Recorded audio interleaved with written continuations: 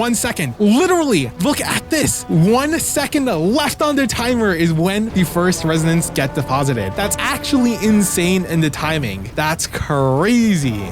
Even though Garden of Salvation was my only previous raid experience, I decided to throw my name into the fire and joined a group for Salvation's Edge during its contest mode. I will be upfront in stating that the experience was brutal and humbled me as we did not end up finishing the raid within the allotted 48 hours. Nonetheless, the rush and excitement brought on from the anticipation of thinking about participating in such an event caused my sleep to suffer, and thus I missed the raid opening time by a few hours. I luckily did not care too much for this error because going for Worlds First was not even a thought in my mind. The Destiny 2 raid LFG Discord was still hyperactive, and I found a group there in just a few minutes. I don't know why, but at least for contest mode, the in-game LFG system did not have this raid available. I guess that's, just for the safety of players. In any case, this is the group I ended up staying with for the entire time, and they were enjoyable to play with. I know joining a group of random people can lead to a myriad of outcomes, many of which are undesirable, but luckily no one was toxic to one another at any point. While we might not have completed the raid, no additional specks of negativity marred this intense experience, and thus, I am quite grateful. In any case, while I waited for the group to find the last members, I prepped for the raid. Well, technically, I've been prepping the last 3 days, so this was more so just a quick glance over. The most important concept in my mind was adaptability. Wow, Jesus Christ. The most important concept in my mind was adaptability. With there being 6 people, I knew that even if I lacked the proper experience, if I was prepared for any outcome I could reasonably think of, then I could work on climbing over that hill with a bit more ease. My main loadout consisted of the Call, the Lone Monarch, and the Edge Transit. My only other kinetic weapon was the Wish Ender, as I lacked special ammo weapons in this slot to a rather unfortunate degree. Still Hunt, Prometheus Lens, Wolfpack rounds, Ergo Sum specifically, that's what I'm referring to. Or specifically, Ergo Sum Wolfpack rounds would be a more accurate description. Whatever, I worded this weird in the script. A Wayframe Grave, wow.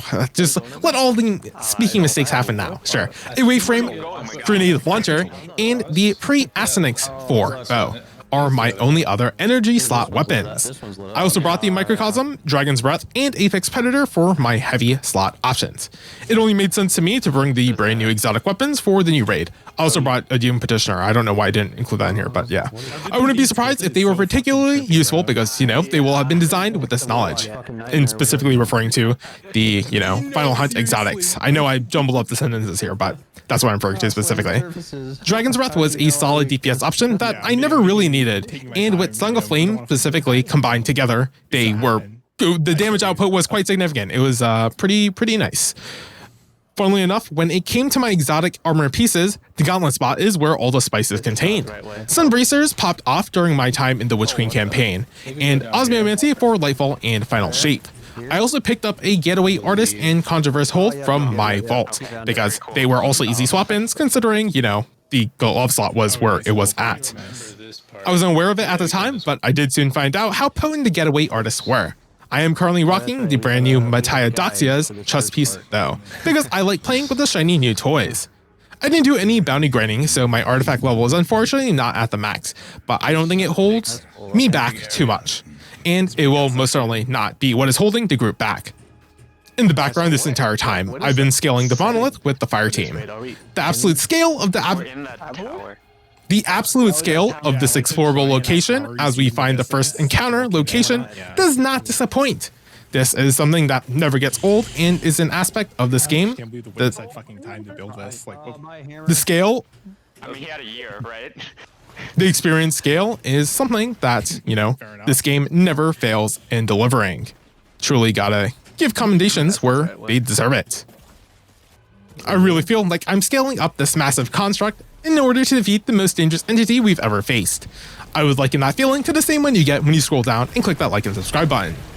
Due to the rather unique situation of this raid, instead of being a complete coverage of my entire experience, I'll keep it simple and only commentate over the important sections. Most of the time we spent was trying to understand the mechanics and failing to do so. Use the chapter sections to skip around to wherever you want. But since I'm not touching on any lore or story in this part, my commentary should be fairly straightforward.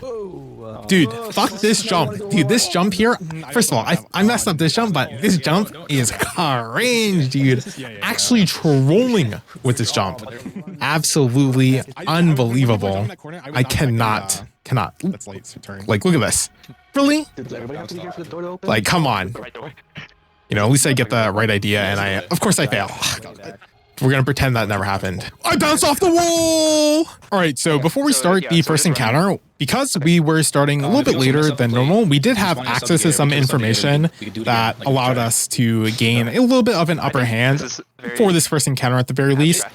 And I say upper hand, but in reality, it honestly, having that information didn't really help because the actual mechanic we needed to solve and execute was not something, you know, we figured out just by having someone read over a document. You know, it's a lot more complicated once we get into it.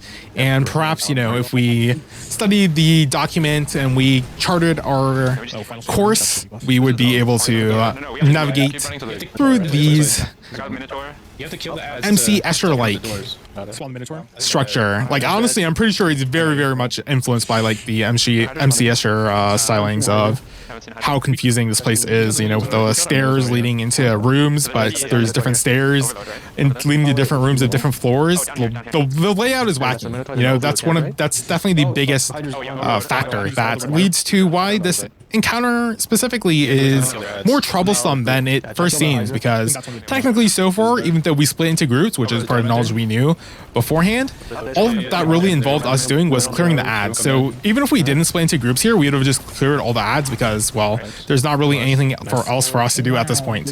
So we did kill the Threshold Sentinel, which is a Tormentor, pretty easily, using a super, one of our teammates, I think it was a Hunter, whatever the Heather super is, whatever that one was, I'm pretty sure that's what happened there. And, you know, that allowed for the Tormentor just die instantly, right? And boom, here we have it. A plate. So here we have the little triangle things. This is just attacks by the witnesses. I'm pretty sure, like, when standing in them, we just took damage. I don't think there was anything special associated with them. If there is, we did not figure that out. And I will say, at the very least, it didn't matter for this first encounter. So after a certain amount of time, here it's taking me a little bit while to regen my stuff in order to take care of the Minotaur, because, you know, had to wait for teammates to get here to regen. Just didn't want to die as well because I was not properly equipped to take care of the Minotaur. Well, I could have taken care of the Minotaur, but I think it was better that I just play safe than just get into wrecked. So it is really confusing figuring out where we have to go, but we do not get the hang of it. We just don't get the hang of it. We do not get the hang of it. Wow, yeah, it's tough. It's confusing because it's not even like the pathway opens the same way every time. But yeah, it's really cool seeing the hands of the witness in the middle. You know, the hands of the witness come down upon throughout the entire fights and whatever, each of the encounters. So final shape blooming, 30 seconds. I don't think we've actually engaged with the mechanic at all. I think we're still trying to figure out what the hell we're doing with the plates and whatnot. I don't even think I've stepped on plate. I don't know if the other teammates have stepped on plate. You know, trying. Also, this is contest mode, and the enemies here are tough. So that is also one of the reasons I was a little bit scared when I was going back and trying to fight against the keeper. So there we go. We have the final shape blooming debuff taking down, and that goes ahead and wipes us. Wow, look at that, 8 kills. Let's go. Threshold Sentinels eliminated 1 though. It's okay. I do much better once I switch off Metadoxia. It just takes me a while to figure out what we're doing here. All right, like 40 minutes later, we after dying a lot, we finally end up figuring out how the plates work and managed to actually summon the resonance. So gonna go ahead and pick one of those up. As you can tell, that's Sending it back. this is pretty exciting as a development because we've actually figured out what the mechanic is. I picked one up mainly because I just wanted to figure out what is happening. And we also figured out that there's triangles spawning in the middle now. So big things are happening, even though final shape is looming and we die here.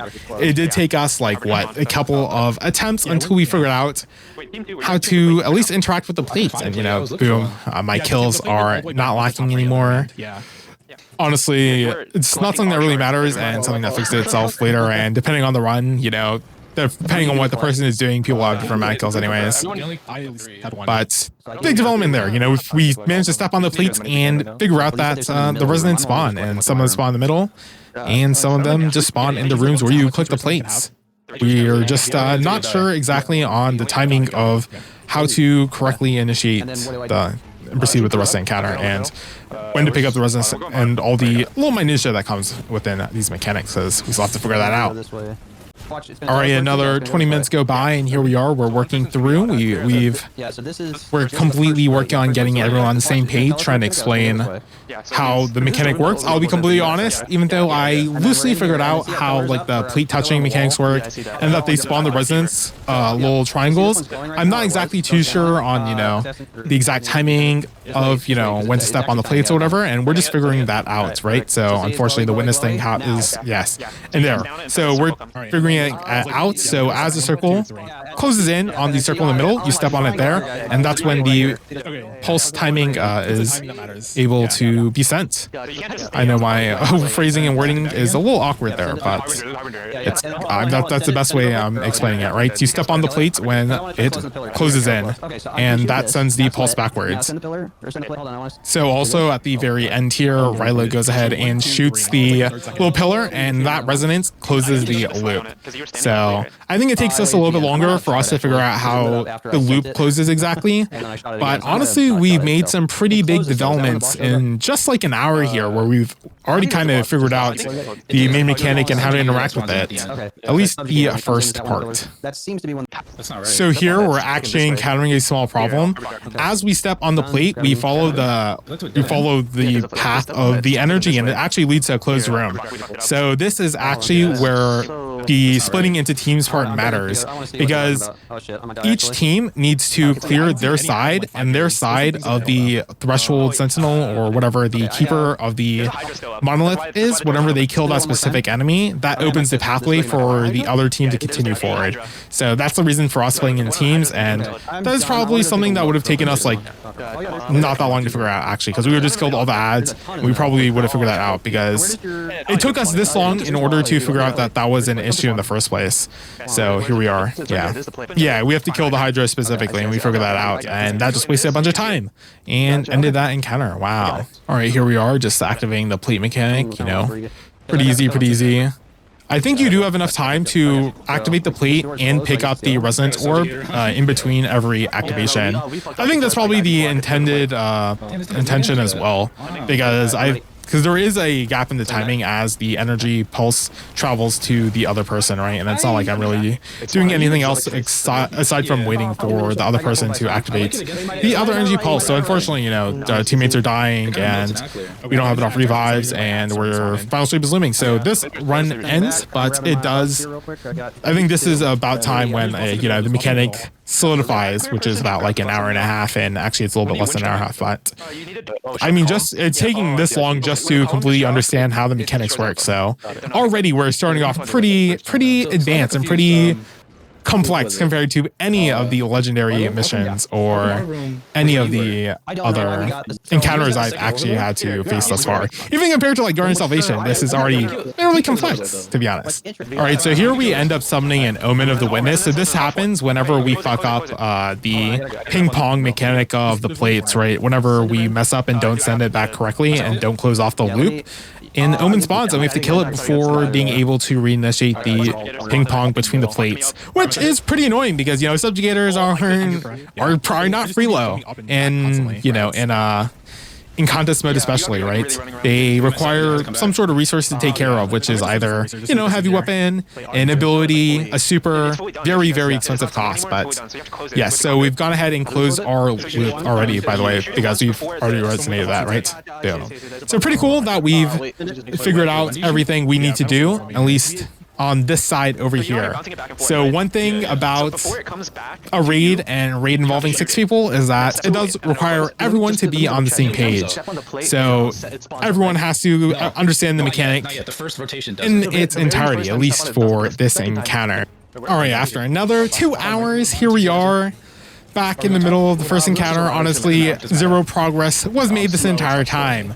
But don't worry, I'm back here because progress will be made. So unfortunately, I start off by running into the wrong wall, so just run into a dead end. So my initial strategy of using Song of Flame to start off the encounter is a little bit different, because instead I'm using my Song of Flame super here in the second room in order to kill the Devotee of the Witness. That's specifically the Overload Minotaur, right? So saving the Song of Flame for that and allowing myself to get a little bit of damage into the Threshold Sentinel is good. Although the damage on the Sentinel doesn't really matter, it's mainly about that overload and making sure that the progress from the first to second room is completely smooth and there's no issues in the transition, because that way we're able to go straight from killing, the dudes in our rooms in order to into the middle into, back into our rooms in order to allow the pulses to start getting ping-ponged.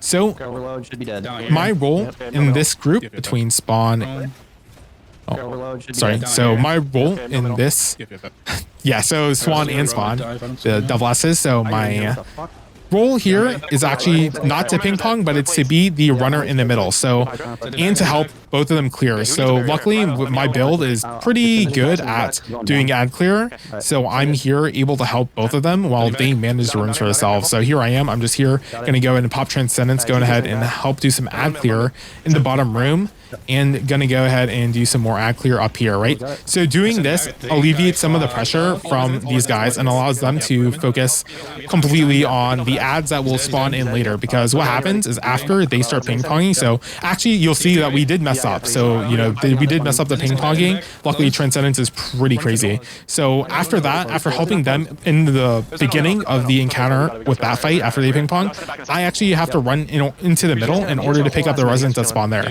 because both sides spawn the resonances, right? So theoretically, it really doesn't matter who the runner is in the middle and which resonance they pick up on each side. Like, I guess if you wanted to be optimal, I guess, you could pick up, the exact ones they spawn, but it's a little bit hard for us to figure out which one is doing what in, the middle of this encounter while we're 4 hours deep in losing our minds at just this mechanic. So boom, we've gone ahead and created the Harbinger of the Witness. So I've also gone ahead and switched machine gun for ad clear out of for my heavy, and so boom, there we go. We've gone ahead and deposited resonance, and that depositing the resonance goes ahead and extends the final shape timer. So as we've seen there, so if you paid attention to the death screen, resonance was one of the variables on there. I didn't mention it because there's no point for me to mention it. I guess if I wanted to do a little bit of a better analysis, I would in the future, but for now it doesn't really matter because of how this is formatted. But with those resonance deposited, we've gone ahead and initiated the second phase, where we now have to redo the loop and reinitiate the mechanic and ping pong and collect even more resonances. And this time we have even less resources at our disposal, right? That's where the difficulty comes in, especially since this is contest mode. This being contest mode is actually making this otherwise seemingly, not too difficult process that we've understood for a while, much more difficult. Like, the enemies are no joke. Like, they do so much damage.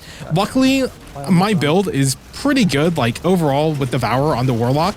Just having Devour is able to keep me alive in way more situations than I probably should be, because a lot of my team is struggling to stay alive, which is, not, I mean, I guess it kind of is their fault, but, it's contest mode, and, it's not like, well, this is the pro MLG group. This is just a LFG group from Discord. But, I'm still pretty proud of the progress we've made, because we've gone ahead and figured out the mechanic. We've gone ahead and done the first loop, and although unfortunately we don't end up completing the second loop, we do make a lot of progress, and we do know what we have to do in the future now, right? So this bout of progress made after 4 hours, it's tough. It took this long, but resonance offered. Ooh, let's go. That's what you like to see. Resonance offered. Yeah.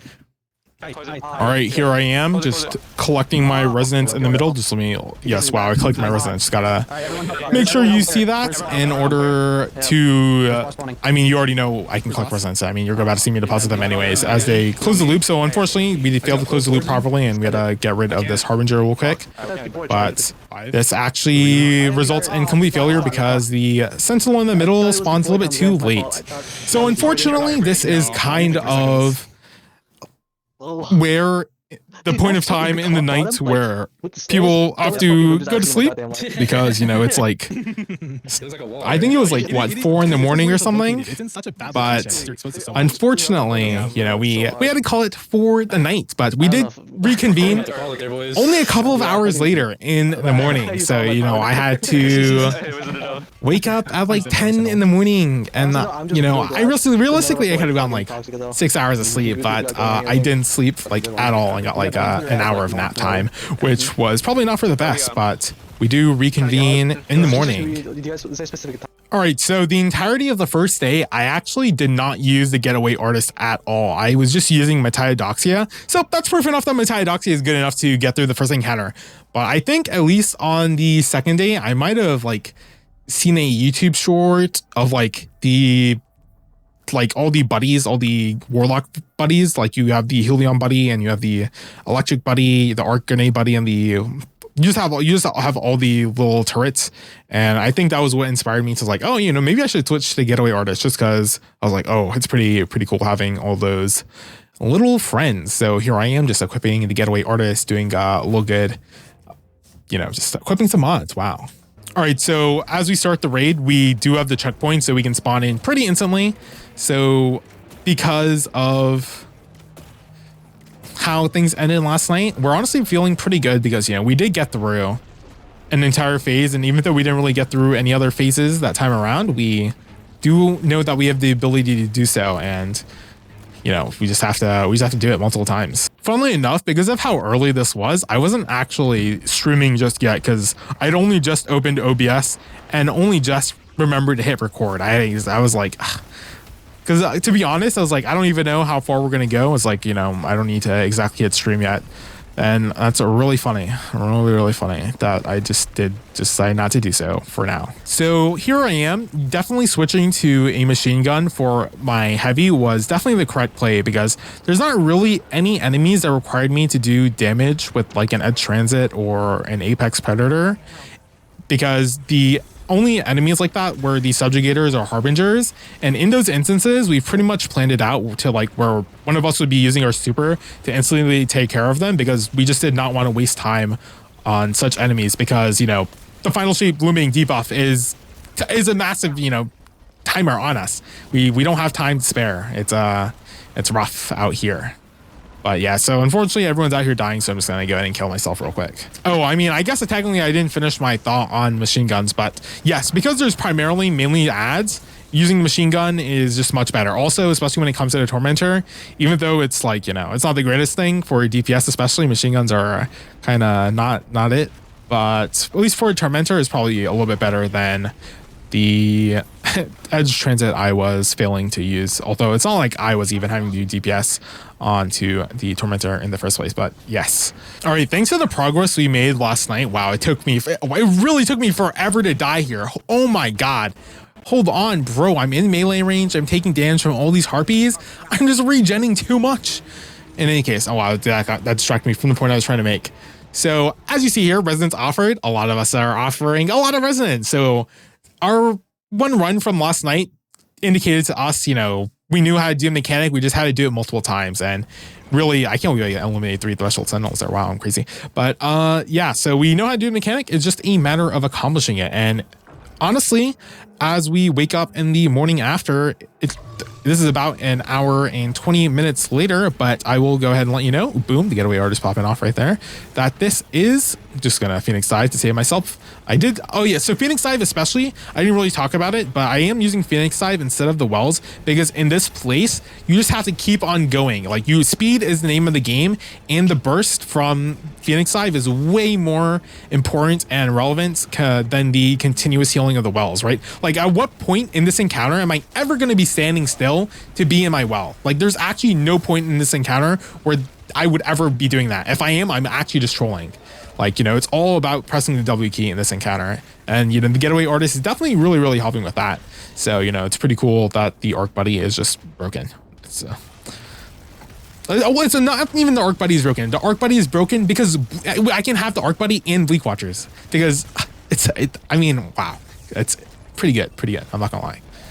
All right, so we go ahead and collect all the resonance here. I'm collecting the last one right as it closes, the loop closes, because in the middle, the Sentinel is going to go ahead and spawn. Only like 9 seconds, a Harbinger. Wow, 2 seconds, 1 second. Literally, look at this. 1 second left on the timer is when the first resonance get deposited. That's actually insane in the timing. That's crazy. Anyways, we all go ahead and deposit our resonances in there. Wow. And our timer is extended. We have plenty of time because we collected all of the resonances. Wow, I almost died, but thankfully Devour is, saving me. So one problem I'm actually noticing in my own gameplay is I'm holding onto my super a little bit too long. Like, I know that there are certain enemies that require the use of a super, or they don't require the use of a super, but like what I should see, especially there, like it's instances like that where, oh, I know Harbingers are difficult to deal with. So instead of whiffing a bunch of shots with my machine gun and using my super later, I probably should just use it a little bit earlier in order to get rid of the Harbinger a little bit sooner in order for us to clear the room faster, right? I know like having that super and its DPS potential and output is really useful for certain sections. And the problem is I'm only waiting on those certain sections. So there's plenty of periods of downtime where I can totally get away with using my super a lot more frequently because of how many orbs are generated thanks to how many people there are on our team. And, there's just, if I use my super a little bit more, things will probably be a little bit swifter and smoother, and it would eliminate any, any minor kinks and that would cause someone to die or something. Like, it's not the biggest of deals. Like, I'm still fairly well at using my super, like when I need to. It's just, there are definitely plenty of times where I should probably just use my super a little bit more proactively because in case, we do need to deal with, one of the big boss enemies, there's 2 other teammates. So, I should just trust in them that they will have my back a little bit more, especially since I end up fucking up the direction a little bit right here. So actually I'm a complete liar. This is not the final run. Get pranked, nerds. But a lot of resonance offered, so let's go ahead and count it up. So from the bottom up, 15, 19. So I don't know why I just didn't add the 6 and 4 together and we get 10. So now we have 25. So we have 25 plus 3. So we have 28. Wow. So technically, yeah, that's not great. All right. Wow. What happened to my voice? All right. We have a little bit more time when it comes to depositing our resonance the next time around, and we get plenty of time back. The process is, looking a little bit smoother, not too much has changed, to be honest. It's only been like 30 seconds technically. All right, so we're spawning the Omen of the Witness at like 6 seconds in, 8 seconds, 6 seconds, literally 6 seconds in. So we managed to do all of that DPS in 5 seconds, and once again at 1 second remaining, we deposit the resin. So that is our crazy. Wow, we really are cutting it so close here. Unfortunately, we don't even get that much time. I think I might have missed a resin. I think that's probably to be expected, unfortunately. I mean, this time 20 seconds is a little bit more reasonable. I had my Song of Flame super up as well, So depositing the resonances is also a little bit finicky, especially when the dude is spamming his attack right on top of us. But yeah, so, it does require us to go ahead and submit it a couple times in a row. So honestly, here you're not hearing the comms, but here where we ran into actually an insanely massive problem that is not apparent at all. And take a second to guess what it is. You could probably you have to make a lot of assumptions at the situation at play here. But I guess that you can, extrapolate based on one piece of information. And my talking here is probably enough time to let you have thought about it. You have to make sure you're looking at the screen, make sure you're looking at every single factor at play right now. What is happening is actually incredible on screen. So I will go ahead and spoil the mystery. In the bottom right hand corner, Guardian down, light fading in 1 minute, 17 seconds. What's that? I don't have a revive token. Oh no. What's that? Every one of my teammates is looking at the dead close next to the resonance deposit. 2 of them are running over. 1 of them is staring. I'm just staring because I don't have respawn token, but luckily this was it. That was it. Because we didn't have any tokens to respawn, we thought we would have to do another phase because we were not sure on if we needed a certain amount of resonance deposited or if there was a certain number of ways we had to clear. So it is resonance deposited dependent. And we didn't know that we, deposited all of them because we were bad at counting, and it was pretty inconsistent on how many resonances each one of us had. But luckily, we actually managed to deposit enough resonances, and the game even trolled us by making us wait a little bit longer by spawning in a final wave of harpies. So we thought we weren't even safe. We deposited the required resonance, and the game made us wait that much longer. But because we were actually like, oh my God, we're gonna have to do this again. It's like, okay, well, at least we know we can do it. It's like, because we kept on making progress, and boom, we finally did it. Also, by the way, Triumph completed touch and go in Substratum, complete the encounter without any player acquiring an additional stack of resonance before the rest of the fire team has gained a stack of resonance. I honestly, because we did this in contest mode and on the first day, this might be world's first triumph. This might unironically be the world's first triumph for touch and go. Does that mean anything in the grand scheme of things? Probably not. Is there any way to check this? I have no idea, but I'm going to go ahead and claim it as an achievement we did. Honestly, I have no idea how we managed to get this. Thinking about us accomplishing it, right now is like, oh man, this sounds annoying. Us doing this accidentally is honestly incredible. It's honestly incredible. Nice. Go ahead and collect some loot. So I do get a weapon, raid weapon, the non-denouement. Which is a bow, and energy bow as well. Unfortunately, shoot to loot moving target. Not the perks I am looking for. Of course, I didn't know at the time. So I was like, oh, sick. I got a raid bow. This is going to be crazy. I mean, even at the time, I was looking at the perks, I was like, I don't know about these perks, but here we are traversing the rest of the halls. As equally grand, the water effects are pretty nice as we, tap on them as we continue to the second encounter. All right, gonna go ahead and travel up this nice little red elevator up here. Some statues adorning the place. The witness whispers sauce. Wow. All right, so the witness says some lines, and honestly, you probably didn't hear them because I did specifically say that I'm not going to go over the story or any of the story in this specific video, because when I come back to this raid, I will go over it then, because I will probably have a little bit more information and I'll be able to tackle a little bit more. And the goal of this video is not really to discuss it, but taking a look at the scenery as we traverse, like the splintered statue, the F's, like, man, the vistas are incredible. The decorations are astounding. Looking like the statues in the distance, the Colosseum-like nature of this place. Here we are. This is clearly the second encounter. Here we see the return of the plates. We're getting a layout of the land. Ooh, that's the raid banner sound. And this is quite the excellent sight. These statues of an Ahamkara, some fighters, and the pseudo sun in the middle, illuminating the location. I mean, honestly, this is gorgeous. Like, wow. The art team, stellar, crazy. Congratulations. They don't disappoint. This is honestly stunning. The music also incredible. Like, I don't really mention it, but you hear it, right? You hear it during most of my videos. And the gameplay, I mean, this general sandbox is incredible, right? So it's really up to the mechanics and how the encounter is designed. And honestly, for a first encounter, that previous 7 hours we spent in doing the first encounter was something, It's like, all right, this truly is, the raid, the capstone experience of the Final Shape campaign, the fight against the witness. Wow. New expert lost sector available. Cool. Let's go. But yeah, it takes us a couple of seconds to gather our bearings. All right, I'm going to be a little shameless here and not even download my own video in the maximum quality.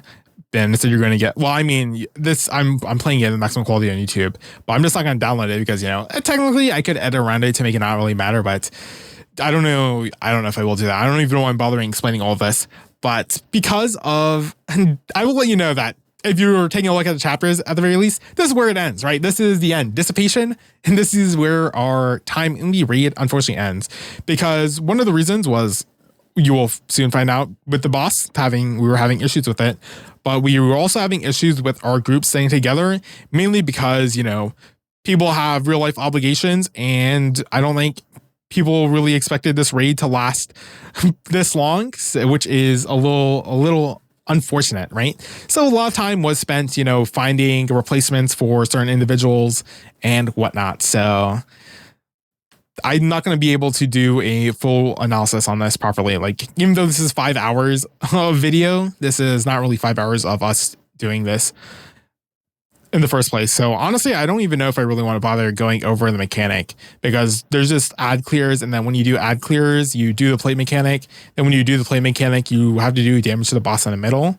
Okay, so I end up dying and they deposit the resonance, and they're doing DPS without me. Also, I did switch to Ergo Sum Wolfpack rounds for this fight, because we are figuring out that swords are the meta. So here we are, we're doing a decent amount of DPS. And as you can imagine, that's without me doing any DPS, and without even proccing Ergo Sum. So this is the boss, and this is the damage gate, right? So basically, after doing the mechanic, we just have to do damage to the boss. But I'm being very vague about what is happening here. I know, forgive me, but it really doesn't matter because we don't get anywhere. So it's like, whatever. I'm more inclined to talk about the actual exciting stuff that we discovered, right? And that is, hold on, I'm just gonna skip to it.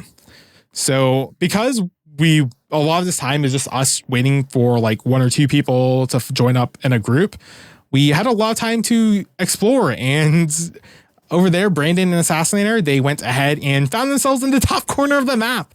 So yeah, I want to go ahead and join them, and the process of doing so is a little troublesome. So not only do I use Strand here, so I think initially one of the dudes suggests using Heat Rises, but here I am using Strand and my Ergo Sum in order to act as a sword in order to do a decent amount of distance. So boom, swing with a sword, do a little jump, and I'm on top of the statue. Wow, the power of Strand. Oh, so also, not only do I use Strand here, but I changed my gear equipment to have my mobility maximized, because I was also having troubles making some of the jumps or the proper distance for the jumps. But in this case, here we are up in this corner, and it's kind of like a chessboard with the statues. I'm not exactly too sure, but it is the top location of where the little red elevator is. So pretty neat that we are able to come up here, and that this is just a place that we can explore. Not only that, but there is something cool up here as well. That's right, we're going to go ahead and collect a lore book, Acheron the First. I don't know why I said the first like that, but yes, it's cool that there's a lore book here. It would be pretty interesting to go ahead and read it and talk about it. But it is neat that this location exists up here. Wow, sick. I know this video is a little whack in how it's structured, but this is pretty much like the last fight. So here I am just shooting the blights. This is also part of the mechanic, but yeah, unfortunately, just due to how whack this contest mode raid was, my video is also going to be a little bit whack, because I'm mainly discussing, my experience with it. And, this encounter is, I don't really have anything to talk about it too much, because, we don't complete it. And it's like, I don't really feel like it. But that was contest mode. I know, kind of anticlimactic in the ending, but that's how we felt, when we just didn't complete the raid. It is anticlimactic, because we did want to get to the end, but we were unable to. So hopefully in the future I will be able to do so. I do know that I did see at least, your boy, the Witness, when everyone got there, because people were keeping tabs in the streams. I was also very much kind of loosely trying to keep up on, what was happening. And when teams did get to the Witness, I did go ahead and take a look, because it was a pretty exciting moment for the community. But other than that, there's not really too much for me to say here. I do know that apparently the fourth encounter, the White Room, was insane. That's apparently where people were stuck for hours. So I still have no idea what happens in that room. So I'm very excited to try to figure it out. It's blind. I have no idea what even happens in encounter 3. So that's encounters 3 and 4 that I have no idea what happens in. And I don't know the mechanics of fight 5 aside from we fight the Witness. But yeah, that is contest mode. And that is also not where our journey with the final shape ends. We do have the final mission And this mission is insane because it is the first 12-player mission of Destiny 2.